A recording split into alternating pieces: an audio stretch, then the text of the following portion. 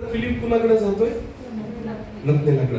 आणि नथनेलाकडे गेल्याच्या नंतर ते 46 वचन त्या दोघांचा संदर्भ आहे.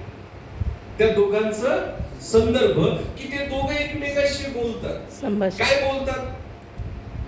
वाचा बरं काय बोलतात. मराठीमध्ये वाचा कोणीतरी. योहान शुभवर्तमान पहिला अध्याय 46 वचन. नथनिएल त्याला म्हणाला, नथनेल फिलिपाला म्हणाला, नासरेतातून काहीतरी उत्तम निघू शकते काय?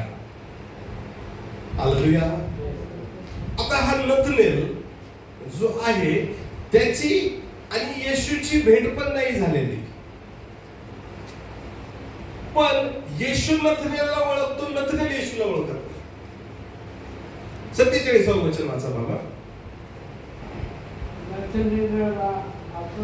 नथनेलाला आपल्याकडे येताना पाहून येशू त्याच्याविषयी म्हणाला, म्हणजे येशू नथनेला विषयी साक्ष देतोय. पहा हा खराखुरा काय आहे? इस्रायली आहे. याच्या मनामध्ये कपट नाही. हा खराखुरा इस्रायली आहे आणि याच्या मनामध्ये काही नाही, कपट नाही.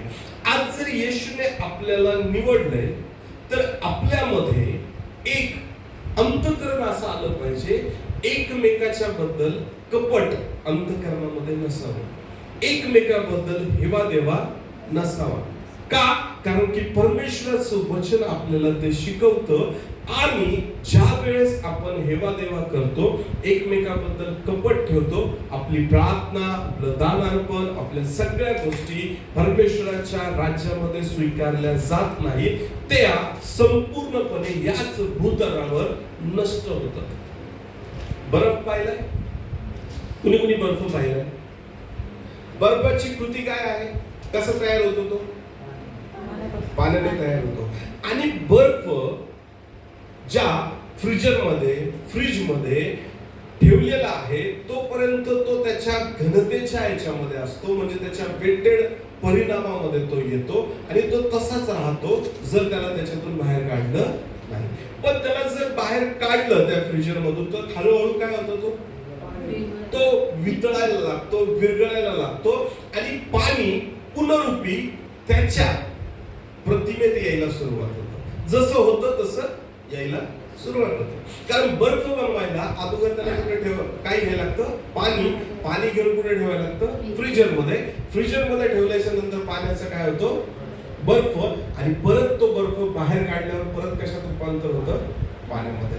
आता येशू ख्रिस्त हा जो आहे हा त्या नथनेल बद्दल साक्ष देतोय की याच्या अंतःकरणामध्ये काय नाही, कपट नाही. म्हणजे जसा इस्रायली व्यक्ती त्याच्या अंतःकरणामध्ये कपट नाही, त्याप्रमाणे येशू ख्रिस्त आज तुम्हाला संबोधतो की तुम्ही देखील इस्रायली आहात. तुम्ही आत्म्याने, परमेश्वराच्या पवित्र आत्म्याने, परमेश्वराच्या पवित्र रक्ताने विकत घेतलेले असे इस्रायली आहात. आणि तुमच्या मनामध्ये कपट नसावं, तर तुम्हाला जसं शुद्ध परमेश्वराने निवडलंय, ज्याप्रमाणे पाणी पहिलं पाणी आहे, फ्रीजरमध्ये ठेवल्याच्या नंतर ते रूपांतर होतं बर्फामध्ये, पण